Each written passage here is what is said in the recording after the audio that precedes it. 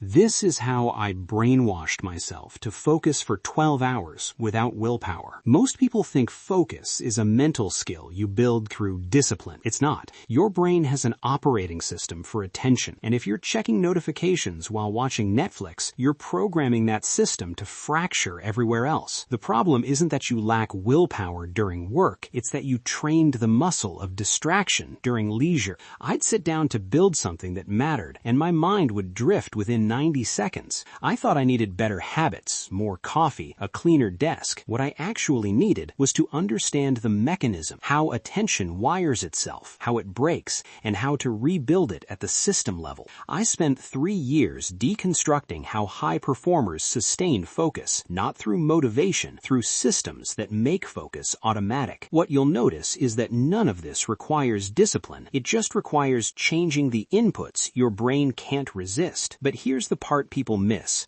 I've analyzed the structural mechanisms that control attention across psychology, neuroscience, and behavioral economics, not credentials, just pattern recognition. In this video, I'm breaking down 4 mechanisms that control whether your brain focuses or fragments. These aren't productivity hacks, they're biological levers. And you'll like this because it's simpler than what most people are doing. No complex routines, just structural changes that rewire the baseline. The first mechanism is one you train every day without knowing it. This is the leverage point. Your brain doesn't have separate modes for work and leisure. Most people assume multitasking during low-stakes moments is harmless. They think scrolling while a song plays or checking their phone during a movie doesn't impact work performance. That assumption is wrong. Your brain has one behavioral operating system. When you multitask during low-stakes moments, skipping songs on Spotify, watching TV with a second screen, checking notifications during dinner, you're physiologically wiring your brain to seek novelty during high-stakes moments. This is called universal behavioral filtering. The same neural pathways that fire when you fragment attention watching Netflix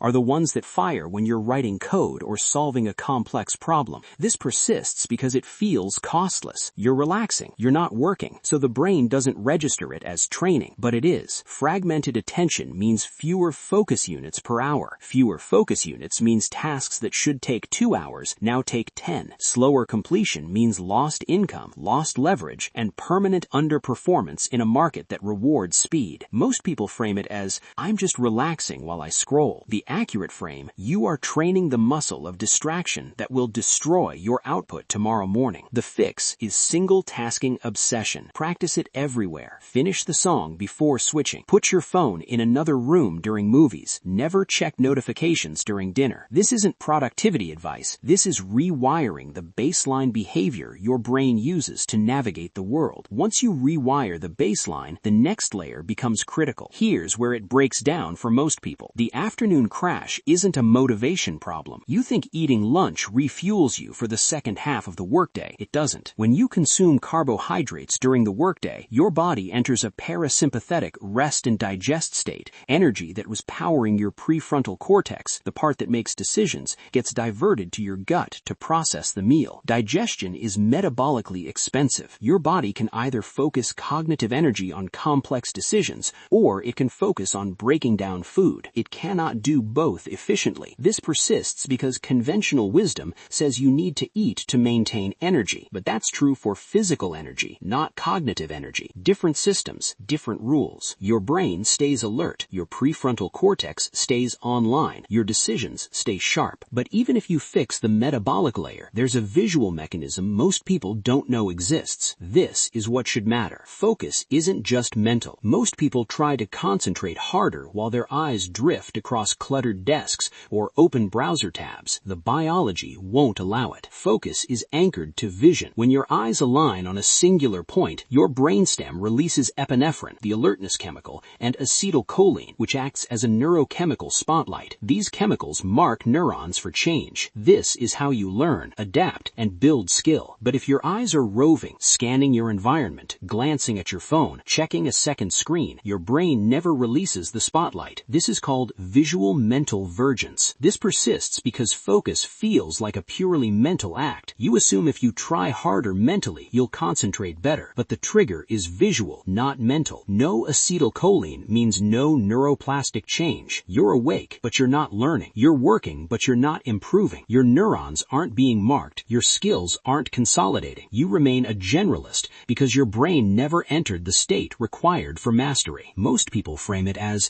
I need to concentrate harder. The accurate frame, you can't force mental focus without visual focus. The fix is the 120-second visual anchor. Before starting a task, spend 60 to 120 seconds staring at a singular point on your screen or a piece of paper. This forces the neurochemical cascade. Your brain shifts into focus mode before you even start the work. Once you understand this, there's one more mechanism that determines whether focus happens at all. Here's what's interesting. Your brain is biologically obligated to notice novel stimuli. You think keeping notifications on or having background music helps you stay connected or work better. It doesn't. Evolution wired you with an orienting response. 10,000 years ago, a rustle in the bushes could mean a predator. Ignoring it meant death. In the modern world, this reflex is being hijacked. Every notification is a rustle. Every open browser tab is a stimulus. Each one fragments your brain's wavelength and drains the dopamine you need to stay locked on the work. This is the novelty tax. This persists because you're drip-feeding your brain dopamine before you've earned it. When you sit down to work, your brain has no incentive to focus because it already got its hit. You think you're staying connected. What you're actually doing is programming your brain to seek novelty over depth. High resistance to entering flow. You're busy, but never moving. Most people frame it as, these are just small distractions. The accurate frame, this is a biological hijack. The fix is digital border control. Download what you need, finish it, delete it. Use browser extensions to hide feeds and recommendations. Log out of every platform to signal the loop is closed. This removes the stimuli your biology can't resist. Once you see these four mechanisms, you stop trying to willpower your way into focus. You just engineer the conditions that make focus automatic. Focus isn't willpower, it's systems. Infrastructure doesn't require discipline, it just works.